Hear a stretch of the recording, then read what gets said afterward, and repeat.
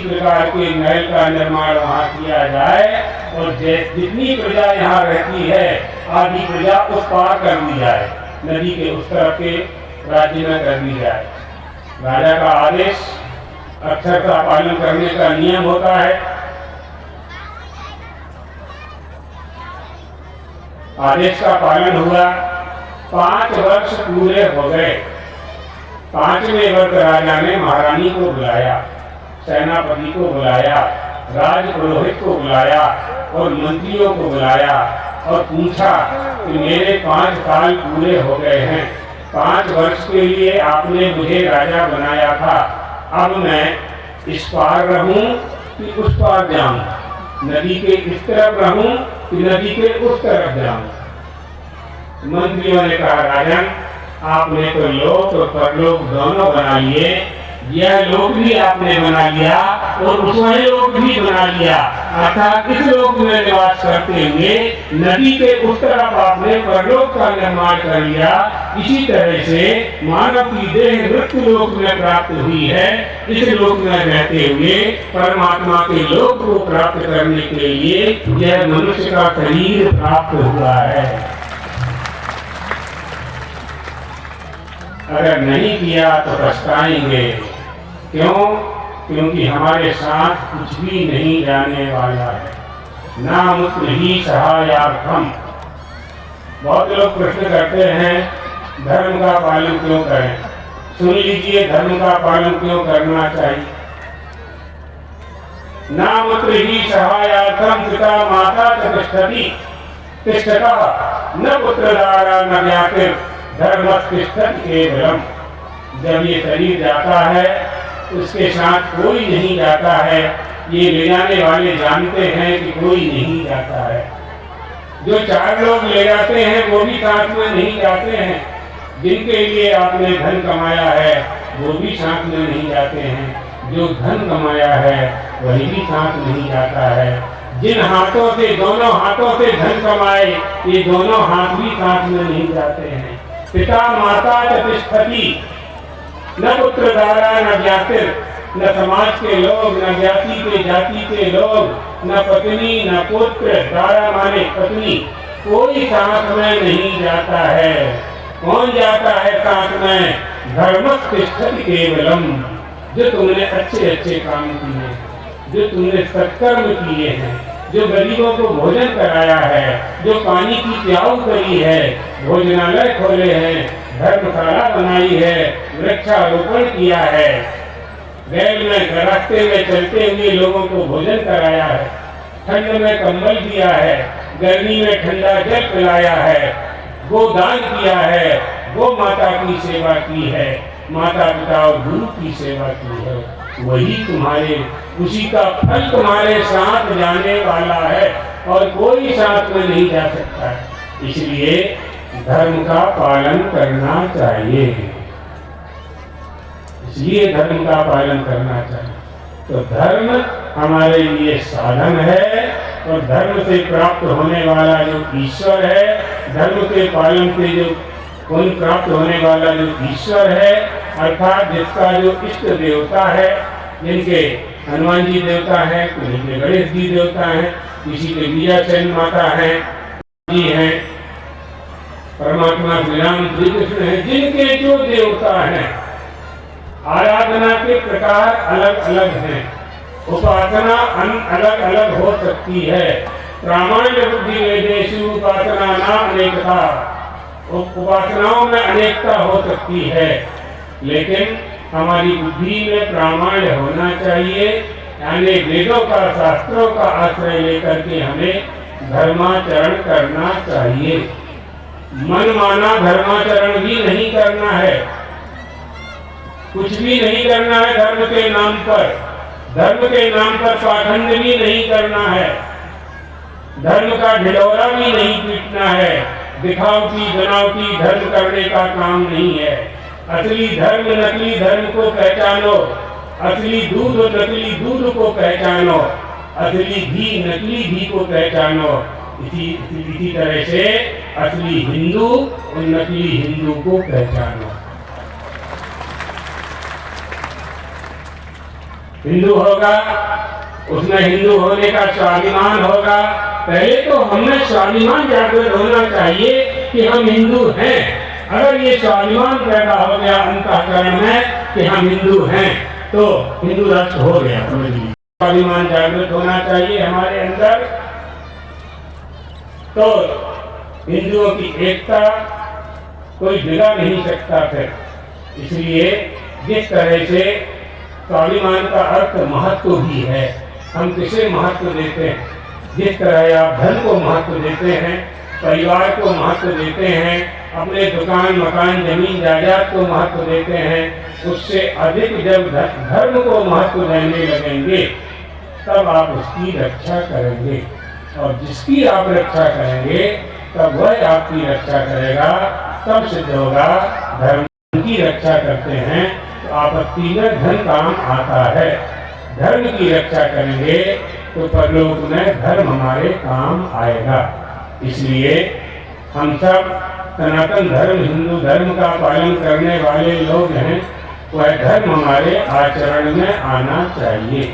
प्रतिदिन हमारे घर में, हमारे परिवार में, हमारे गांव में, हमारे नगर में, हमारे मोहल्ले में, मंदिर में, चबूतरे में बैठ करके धर्म की चर्चा करना चाहिए, तिलक करना चाहिए, शिखा रखनी चाहिए, चांदला करना चाहिए। हमारे हिंदू धर्म के जितने संस्कार हैं उन संस्कारों से अपने बच्चों को संस्कारित करना चाहिए। बहुत आवश्यक है, ये बहुत आवश्यक है हिंदू धर्म की रक्षा के लिए। शासकीय विद्यालयों में, स्कूलों में, कॉलेजों में धर्म की शिक्षा नहीं है, नहीं दी जा सकती। संविधान रोकता है, भारत का संविधान हिंदुओं को स्कूलों में धर्म की शिक्षा देने से रोकता है। जो भी एडवोकेट यहाँ बैठे होंगे उनसे जाके आप पूछ लेना, आर्टिकल 30 और 30A हमारी धार्मिक शिक्षा का पर रोक लगाता है। तो शिक्षा कौन देगा? तुम्हारे बच्चों में संस्कार कहाँ से आएगा? आज जो कई निवासियों ने स्वागत किया, हमारा स्वागत किया नहीं, आपने अपनी संस्कृति और संस्कारों का स्वागत किया। यही करना पड़ेगा आपको। आपने किया तो आपके बच्चे करेंगे। हमारे बाद में महात्मा आएगा, उसका आपके बच्चे स्वागत करेंगे। यही एक परंपरा डालनी पड़ेगी। तो जब स्कूल कॉलेज विद्यालयों में धर्म की शिक्षा प्राप्त नहीं हो रही है तो फिर बालकों में धर्म की शिक्षा कैसे आए? उसके लिए माता पिता और गुरु तीन लोग की जिम्मेदारी है, तीनों की ही जिम्मेदारी है। हम लोग तो कर ही रहे हैं, आप देख ही रहे हो, दिन रात घूम घूम करके। कल प्रयागराज में थे, आज आपके पास कोई नगर में बैठे हुए हैं। माता पिता की भी जिम्मेदारी है बालकों में धर्म की शिक्षा का। उनके गले के नीचे धर्म को कैसे उतारा जाए, ये करना पड़ेगा विचार, बहुत विचार करना पड़ेगा। इन सब बातों से ही हमारे हिंदू धर्म, सनातन धर्म, संविधान तो सभी को रहने की अनुमति देता है, सभी रहें और भोजन प्रसाद भी करें, यहाँ का पानी भी पिए।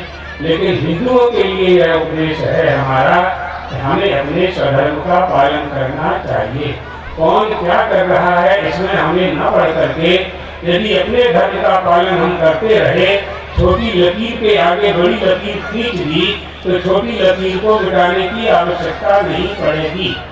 इसलिए विचार पूर्वक, विवेक पूर्वक, किसी का तिरस्कार किए बिना अपने स्वधर्म का पालन करते रहना चाहिए। आप सबने परशुराम मंदिर कलशारोहण की योजना बना करके, एक कार्यक्रम बना करके बहुत बड़ा संगठन स्थापित किया। ब्राह्मणों ने इसमें बहुत योगदान दिया।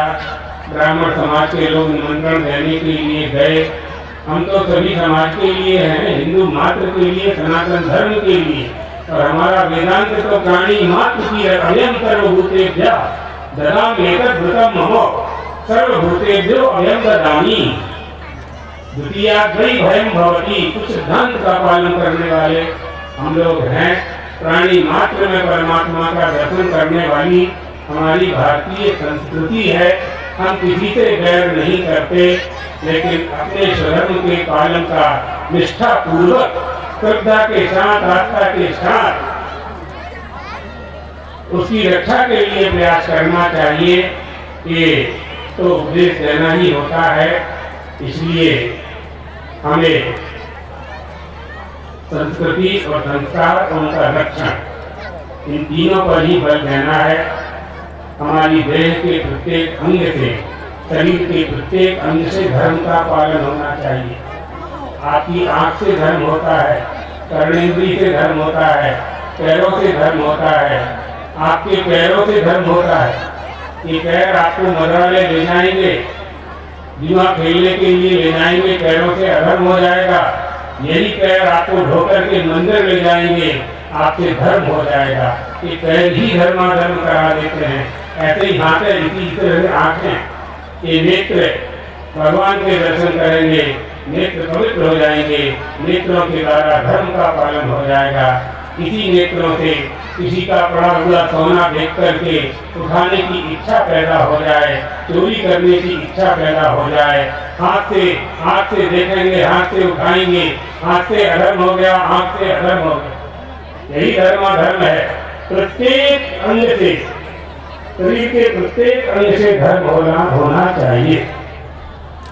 इसके लिए एक बात और है, प्रत्येक हिंदुओं के घर में हमारे सनातन धर्म के धार्मिक ग्रंथ होने चाहिए। रामायण जी होनी चाहिए, महाभारत होनी चाहिए, श्रीमद् भगवद गीता होनी चाहिए, श्रीमद् भागवत होना चाहिए। सहज सरल जो प्राप्त ग्रंथ हैं, और ये प्राप्त हैं, प्रत्येक घर में होना चाहिए। और केवल आधा घंटे तक एक अध्याय का पाठ, किसी भी ग्रंथ के एक अध्याय का पाठ प्रत्येक हिंदू धर्मावलंबी के घर में होना चाहिए।